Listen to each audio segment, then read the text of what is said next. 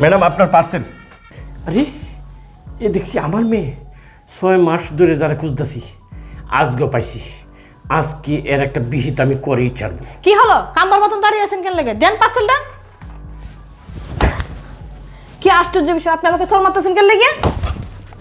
এই আপনি আমাকে এভাবে চোর মারতেছেন কেন লেগে? এই ডেলিভারি ম্যানের বাচ্চা, তুই আমাকে একের পর এক চোর মেরে যাচ্ছিস। এই তোর সমস্যাটা কি? আর তোর হেলমেট খুল, খুল। তুই কে আমি এটাকে দেখতে চাই, খুল। আমার হেমলেট করলে, আমার চেহারা দেখলে তোর পায়ের নিচে মাটি থাকবে না, জানিস? এই তুই বাঘ না ভাল্লুক যে তোর চেহারা দেখলে আমার পায়ের নিচের মাটি সরে যাবে? তোর চেহারাটা আমি আগে দেখতে চাই, আর তোর এমন অবস্থা করব তুই দাঁড়া।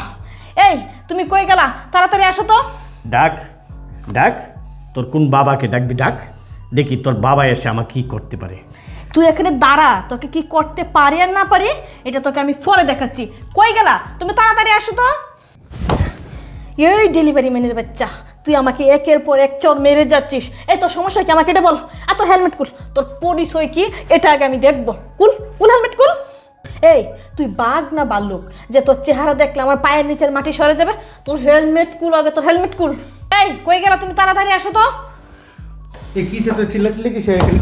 এই তুই আগে আমাকে মারলি, এখন আমার হাজবেন্ডের গায়ে হাত তুলতেছে, তো সমস্যাটা কি আমাকে এটা বলবি তো? ঠিকই তো। এই আপনি কি আমাকে থাপ্পড় মারলেন কেন? উমা, এদিকে আপনি আবার আমাকে থাপ্পড় মারলেন। এই আপনার সমস্যা কি? হেলমেট খোলেন, হেলমেট খোলেন আপনি। চুপ চুপ, একদম চুপ। এই আমি হেমলেট করবো না? আমার হেমলেট করলে আমার চেহারাটা দেখলে কাপড় চোপড় নষ্ট হয়ে যাবে। এই তোর ডেলিভারি ম্যানের বাচ্চা কথা কয়ে কাপড় চোপড় নষ্ট হয়ে যায়। ভাই তোর হেলমেট খোল, দেখতেছি কাপড় কাটটা নষ্ট হয়। তোর আজকে ডেলিভারি ম্যান গিয়ে খোল, হেলমেট খোল। খুলবো? আমার চেহারা দেখতে চাস? তুই আগে হেলমেট খুল, তোর পরিচয় দে আগে, তারপরে দেখতেছি। দেখ। এই কি ব্যাপার? তুমি ওনাকে দেখে চমকে উঠলে কেন? এই কি আপনি আপনি কে বলেন না কেন? বল বল, আমি কে? এই কথা বলতেছো না কেন? উনি কে? উনি বলস না কেন? উনি আমার বাবা। কি? উনি তোমার বাবা মানে? এই তুমি না বললা তোমার এই পৃথিবীতে কেউ নাই, তুমি একা, তাহলে আজকে বাবা কোত্থেকে আসলো? আঙ্কেল, এটা একটা ভদ্রলোকের বাড়ি, এখানে চিল্লাফাল্লা করেন না। আপনি প্লিজ একটু ভিতরে আসেন, আমি বিষয়টা দেখতেছি। একটু ভিতরে আসেন, আসেন আসেন, ভিতরে আসেন। এই ভিতরে আসো, আসেন আঙ্কেল, আসেন। দেন এটা এটা এটা এটা আমার কাছে দেন, দেন এটা দেন। আসেন, বসেন। আচ্ছা আঙ্কেল, এখন আপনি বলুন তো বিষয়টা কি? আমি যতটুকু জানি ওর এই পৃথিবীতে কেউ নাই। এখন আপনি বলতেছেন ওর বাবা, ও সেটা স্বীকার করলো, আপনাকে বেঁচে থাকতে মেরে ফেললো কেন সেটা আমাকে একটু বলেন তো। কি বলবো তোমাকে? এই মিথ্যেবাদী মেয়ে তোমাকে যাই বলছে তুমি তাই তাই তুমি বিশ্বাস করছো? জানো ওর সম্পর্কে? ও হচ্ছে আমার একমাত্র মেয়ে। শোনো, ওকে আমি বিয়ে দিয়েছিলাম প্রবাসী এক ছেলের কাছে। হ্যাঁ, অনেক টাকা পয়সা কামায় আমার সেই জামাইরা। প্রবাস থেকে অনেক অনেক টাকা পাঠাইতো এই মেয়ের অ্যাকাউন্টে। সব টাকা ও আত্মসাৎ করছে করিয়া সে সম্পূর্ণ দোষ আমার গাড়ি দিয়ে এসছে। বলছে টাকা নাকি আমি খেয়েছি। এই ছেলে প্রবাস থেকে আমাকে প্রতিদিন অকথ্য ভাষায় গালিগালাজ করে আমাকে নির্যাতন করে। শুধু তাই না, এই ছেলেটা কী করছে জানো? পাড়া প্রতিবেশী সবাইকে এই বিষয়টা জানাইছে যে তার নাকি 50 লক্ষ টাকা আমি মেরে দিয়েছি। আমি গ্রামে থাকতে পারতেছি না এই পেটের জন্য, এই পেটের খিদে নিবারণ করার জন্য এই বয়সে এসে আমি এই ডেলিভারি ম্যানের চাকরি নিয়েছি শুধু এই মেয়েটার জন্য আমার। আর শুধু তাই না, মনে মনে আমি ওকে 6 মাস ধরে থন্ন থন্ন করে খুঁজতেছি। আজকে 6 মাস পর ওকে তোমার বাসায় খুঁজে পেলাম। আচ্ছা বলো তো, ওর 50 লক্ষ টাকা কি তুমি নিয়েছো?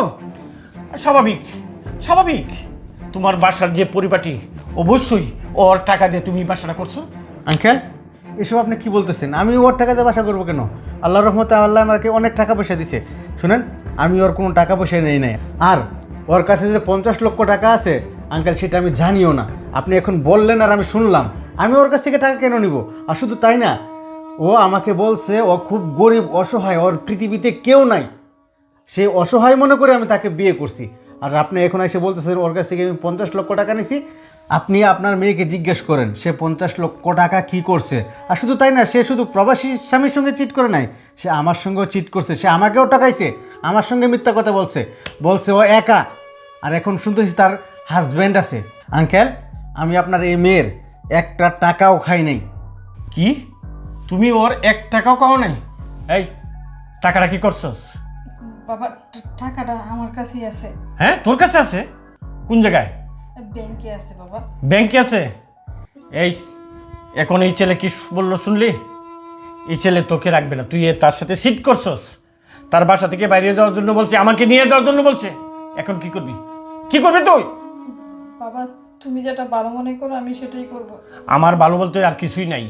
আমার ভালো বলতে এই ছেলের সংসারে তোর আবার যাইতে হবে, এই ছেলের সংসার তোকে করতে হবে। প্রবাসী ছেলের 50 লক্ষ টাকা তোকে ফেরত দিতে হবে, তার ঘর সংসার করতে হবে। মারি, এই সমাজের অবজ্ঞার থেকে তুই আমাকে বাঁচা। কি করবি বল? ঠিক আছে বাবা, আমি তোমার সঙ্গে চলে যাব। বাবা, আমার মেয়ের হইয়া তোমার কাছে আমি ক্ষমা চাচ্ছি। না না আঙ্কেল, আপনি মুরব্বী মানুষ। আসলে আঙ্কেল আমি জানতাম না আপনার মেয়ে যে এত কিছু করছে। এই বিষয়টা তুমি কারোর সঙ্গে বললো না? আচ্ছা ঠিক আছে আঙ্কেল, আমি কারোর সঙ্গে বলবো না, নিয়ে যান, আর আমি সময় মতো আপনার মেয়ের ডিভোর্স লেটার পাঠিয়ে দিব। ঠিক আছে বাবা, তাহলে আমরা এখনই আসি। আচ্ছা আঙ্কেল, আচ্ছা ঠিক আছে আসি, চল চল চল।